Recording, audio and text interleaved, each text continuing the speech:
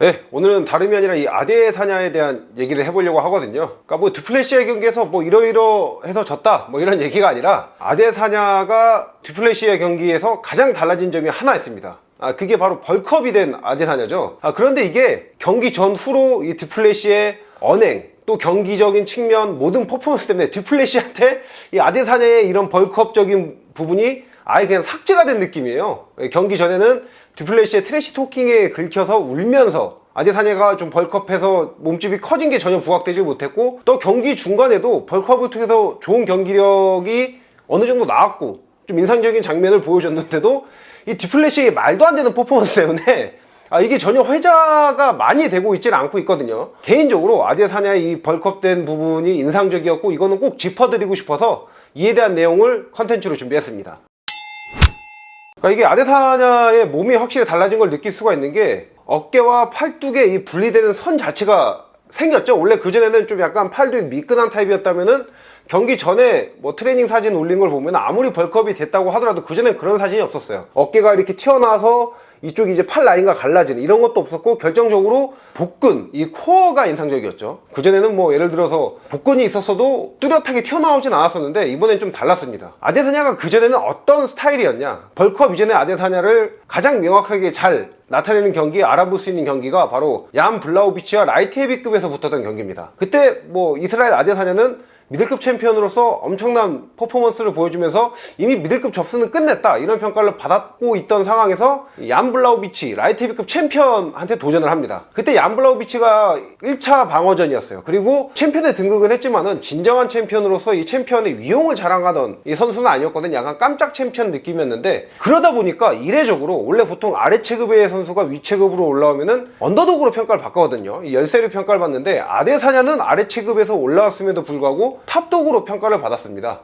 근데 이것보다 좀 더 충격적인 얘기가 있던 게 바로 헤드코치인 유진 베어맨의 인터뷰였습니다. 어떤 선수든 간에 아래 체급에서 위 체급 올라오면은 그 사람이 챔피언이든 뭐든 중요한 게 이 벌크업입니다. 유진 베어맨이 어떤 말을 했냐면은 아데사냐는 벌크업 안 한다. 아데사냐가 최적의 퍼포먼스를 낼 수 있는 거는 뭐 90 뭐 요 정도다. 괜히 물에서 찌어서 경기력 퍼포먼스가 안 나오는 것보다는 최적의 퍼포먼스를 발휘할 수 있는 몸무게로 나가는 게 낫고, 그리고 우리는 이 전략으로 충분히 이길 수 있다. 이렇게 얘기를 했었습니다. 이래서 화제를 많이 모았고, 실제로 개체량에서도 93.5kg가 한계 체중인 라이트 헤비급에서 90.9kg 통과를 했습니다. 거의 뭐 2kg 이상 이렇게 미달로 통과를 한 거죠. 그렇다면 이 중요한 게 경기력에선 과연 어땠냐? 결정적으로 그래플링에서 밀리면서 패배를 했어요. 그래플링 영역에서 패배라는 게 단순히 아데사냐의 기술력만 부족해서 패배했다고 보기는 좀 어렵습니다. 다른 영역보다 그래플링 같은 경우에는 기술력도 중요하지만은 근력과 완력이 중요한 영역이잖아요. 이러한 영역에서 밀려서 패배했다는 거는 아데사냐가 벌크업을 하지 않은 것,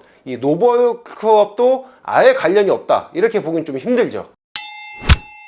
저는 솔직히 아데사냐의 이 벌크업된 모습, 또 경기에서 보여준 모습은 저는 성공적이었다고 평가를 합니다. 만약에 이겼다면 대성공이라고 얘기를 했겠지만은 패배했으니까 대성공이라고는 당연히 못하겠죠. 그래도 저는 꽤나 성공적이었다고 생각을 합니다. 일단 아데사냐가 이 경기를 앞두고 이례적으로 뭐 영양사나 피지컬 트레이너도 새로 제대로 고용을 했고요. 이런 식으로 해서 체계적으로 증량을 시도했습니다. 그런데 이게 벌크업을 시도는 할 수 있어요. 근데 이 벌크업이 정말 어려운 게, 일단 MMA 선수 같은 경우에 특히 아데사냐처럼 탑레벨의 MMA 선수면은 일단 훈련량 자체가 많고요. 유산소적인 트레이닝이 많기 때문에 근육을 붙이는 게 절대 쉬운 일이 아닙니다. 그리고 만약에 근육을 붙였다고 하더라도 본인의 스피드가 저하되지 않고 체력이 유지가 됐느냐, 이건 또 별개의 문제거든요. 만약에 근육을 붙이더라도 뭐 어떻게 뭐 스트렝스 훈련을 열심히 해서 힘은 붙일 수가 있어, 근육은 키울 수가 있는데 막상 스피드와 체력은 떨어져 있는 이런 일이 발생될 수가 있습니다. 그런데 아데사냐는 이 어려운 걸 해냈어요.